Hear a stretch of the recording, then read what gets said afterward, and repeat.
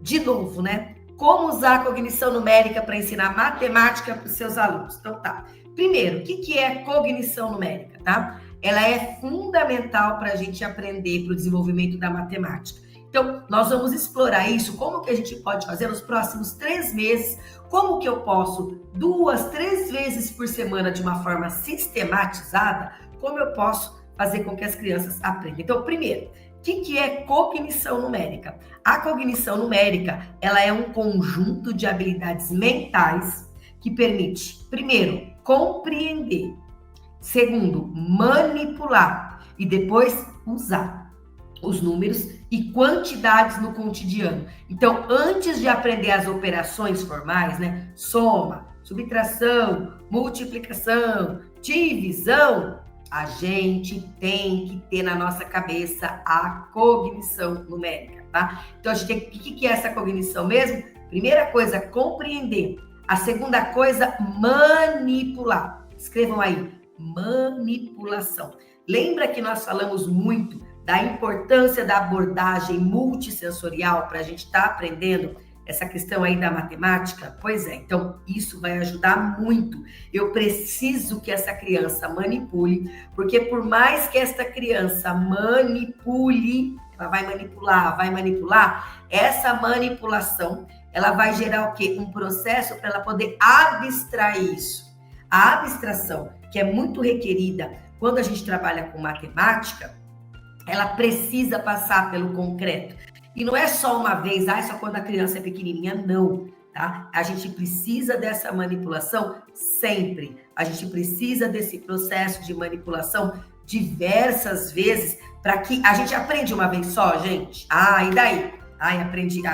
Não, eu preciso aprender a fazer o quê? Preciso fazer várias vezes. Então, às vezes a gente acha assim, ela manipulou os palitinhos, manipulou objetos, manipulou... Não, gente, não é uma vez só. A gente precisa fazer com que esse processo seja recorrente, porque só com repetição a gente consegue fazer com que haja memorização e aprendizagem. Então, antes mesmo de aprender as operações, ele desenvolve mecanismos para aprender mais ou menos, fazer comparação e estimativa básica. Quem que fala isso? O DHN 2011. Depois eu vou passar todas as referências para vocês, tá bom? Então, olha lá. Quais são as 4 habilidades da cognição numérica? Senso numérico inato. Bom, isso a gente já falou e falou bastante. Muitas pessoas não sabiam que a gente nascia com esse senso numérico inato. Vocês sabiam?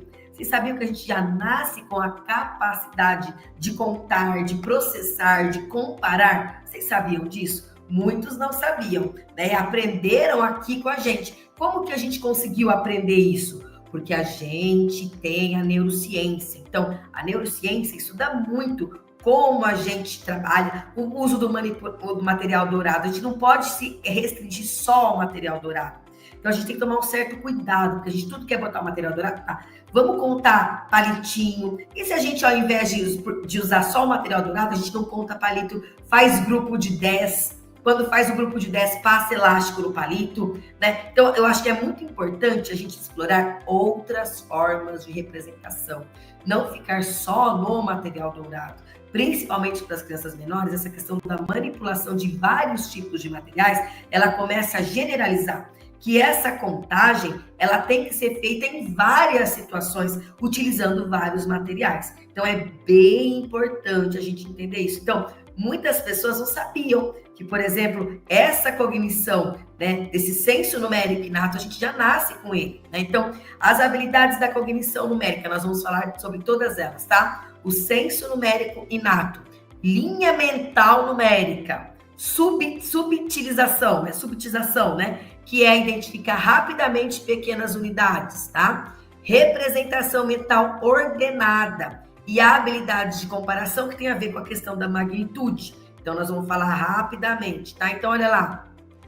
Por que isso importa para a sala de aula? Por que a gente tem que falar de cognição numérica, né, gente? Primeiro, porque muitos alunos têm dificuldade com a matemática, não é por preguiça, por desatenção, é porque eles não desenvolveram essas habilidades na primeira infância. Então, desde a educação infantil. E aí, eu tenho que fazer o quê? Quando eu estou lá no segundo, terceiro, quarto, com os mais velhos? Sim, eu vou estar trabalhando também com os mais velhos. E o que acontece com os mais velhos, tá? Com os mais velhos, eu tenho que trabalhar de que forma? Eu tenho que trabalhar também fazendo essas habilidades, porque muitos deles, a gente exige a abstração, mas eles não têm a parte concreta. Então, se esses alicerces não forem firmes, aprender operações como adição, subtração, multiplicação, fica um esforço mecânico e frustrante. Então, uma das coisas que todo mundo fala assim, é porque fica mecânico. Por quê? Porque a gente quer que a criança, o quê? Decore os números, decore as operações, mas ela não entendeu a estrutura por trás. Eu gosto muito de falar, gente, quando a gente fala de alicerce. O que é uma casa? Né? Quando a gente vai construir uma casa. Quando a gente vai construir uma casa, muito da construção, muito esforço financeiro, muito esforço de trabalho, começa onde?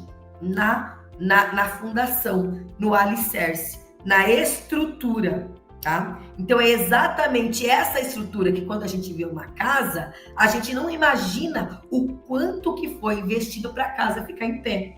A mesma coisa acontece com as questões de matemática, com leitura, com escrita, com as habilidades escolares.